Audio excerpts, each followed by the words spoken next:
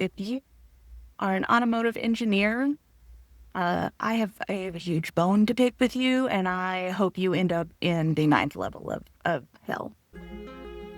So Corey and I finally got this 2.3 long block out of this Bronco. And this is our first one. I've never had a 2.3 out. So that's the old one. We got to strip a little bit down to put it onto this one. But we were taking a look at kind of the general engineering and how much of a pain in the ass it was to get out.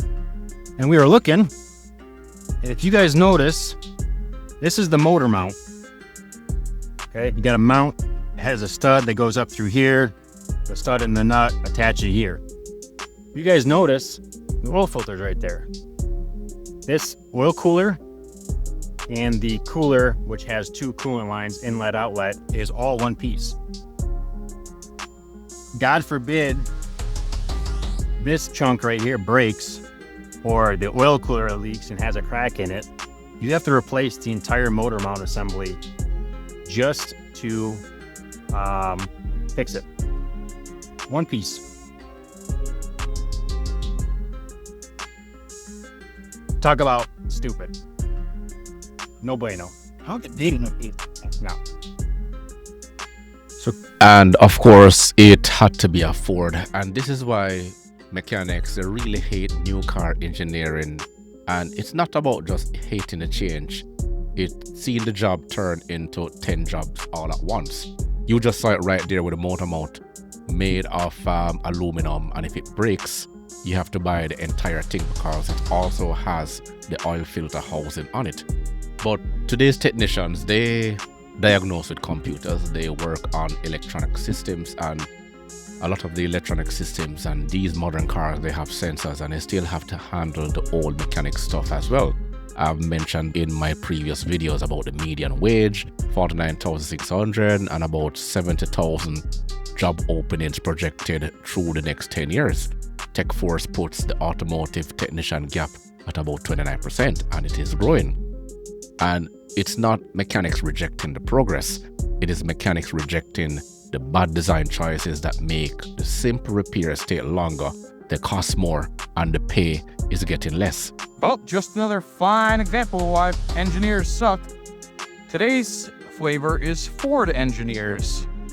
Have all this store part, body control module, the resork assembly, metal brackets, the glove box, center console trim, kick panel trim, literally everything to get the blower motor out, which is stuff way up under the center of the dash.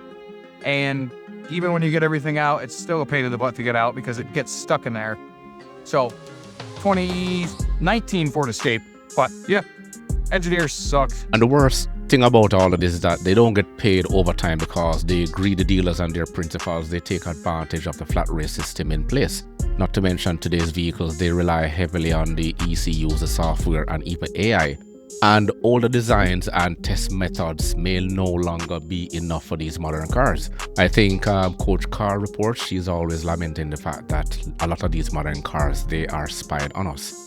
And if any of you have ever watched a simple repairs turn into a long diagnostic mess of a time, comment on the part that cost the most time. So that is the real story behind why mechanics really hate new car engineering. So now you're gonna have to cut the bolt on one end to refit a new bolt and maybe retread it.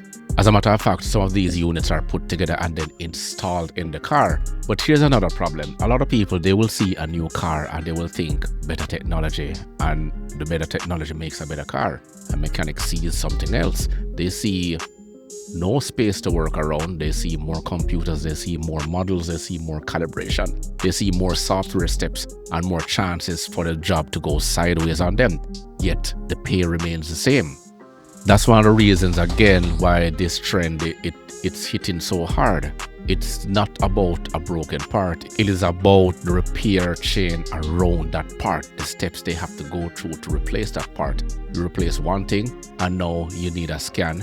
You fix one fault, and now you need a reset. You finish the repair, and now the car wants calibration before it leaves the bay. And he's laughing because, as you can see, the starter is found hidden inside the transmission housing.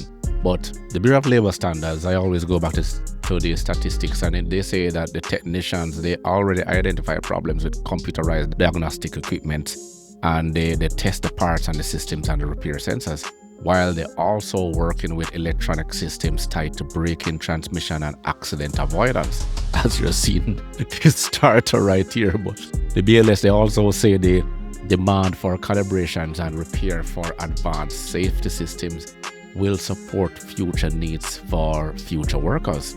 It sounds good in a report, but it feels different in a shop because the work does not get simpler because the car got smarter. Working on the car will actually get slower.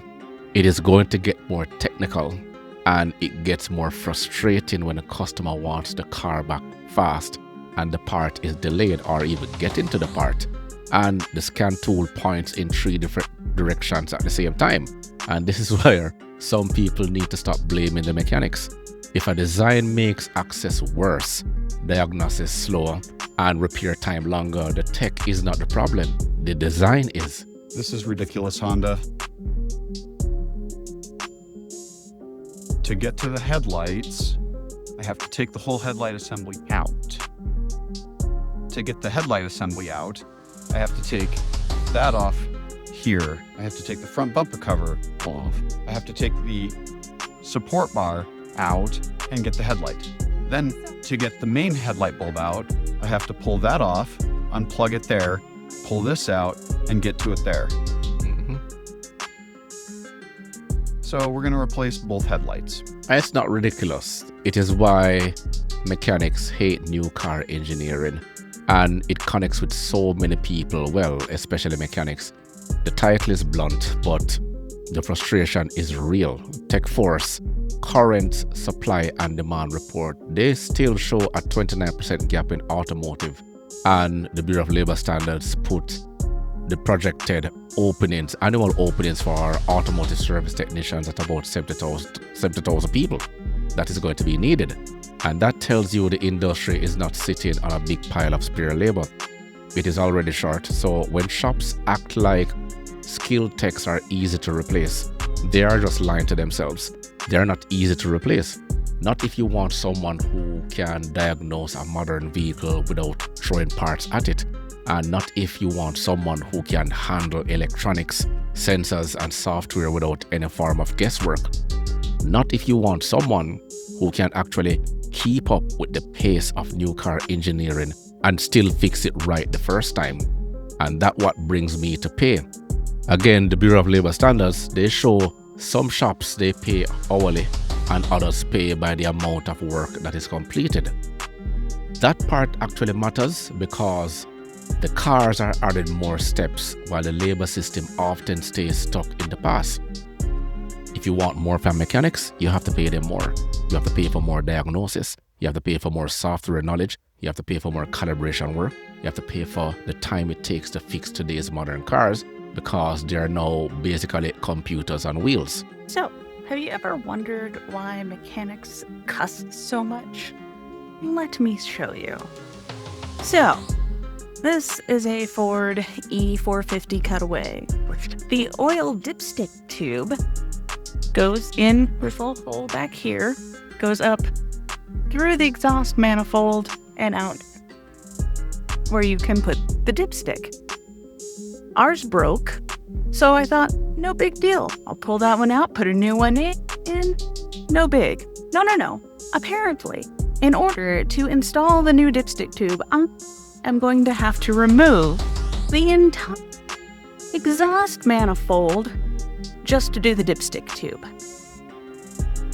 And people wonder why mechanics are angry all the time. Side note, if you are an automotive engineer, I have a huge bone to pick with you, and I hope you end up in the 9th level of hell. At least you never damn their children to hell because it's pure frustration you're seeing right there. So that's my take on why mechanics hate new car engineering. It's not hate for the job, it is the frustration with cars that keep asking for more skill, more time, and more patience without giving much back to the people doing the repair. That is why mechanics are leaving the industry. That is why the shortage keeps showing up. And that is why The ones who stay, they should be paid like skilled professionals because that is what they are. Look what we got, man. I just mentioned this. 2019 Ford Ranger, wonderful piece of vehicle. Look at it. Big XLT range. You'd think there'd be a 460 in this, but it's got a 2.3 turbo, which is complete knocking like crazy. And I got to take it out. Nowhere to get torque converter bolts out. Look what you got to do. You got to remove that starter way up underneath everything right there. You ain't changing that starter in a pinch. You are completely from the ass behind with a horse dick. They'll ban this video, but I don't give a look at this. Starter is right there. You see the light on it? It's buried up under there. What a shit bird of an engineering plan. Right where the oil filter is, which is shrouded up against the inner fender. Who thinks this shit up like this? What kind of asshole, mechanicating piece of shit thinks this up? I've never seen nothing like this before. It's the worst one yet. Now, how do you get the exhaust undone? You gotta put this shit, rust it, no way to get it off. It's all shrouded with heat protective coating to get the turbo out of the way. What a piece of, what kind of asshole would put this together? They didn't intend for nobody to fix it. There's no way to get it apart. You have to fight everything off. I gotta take the intake off to get to this mount, which has coolant lines passing through it up here. That's how slick and smart these assholes are. You see that? You gotta dig all that out and then take the intake off, take this off, stick a 2x4 up the oil pan's ass so that you can get the goddamn starter out, then fight in there to get the torque converter bolts undone. Isn't that wildly awesome? Yeah, I'd love to own this. You assholes.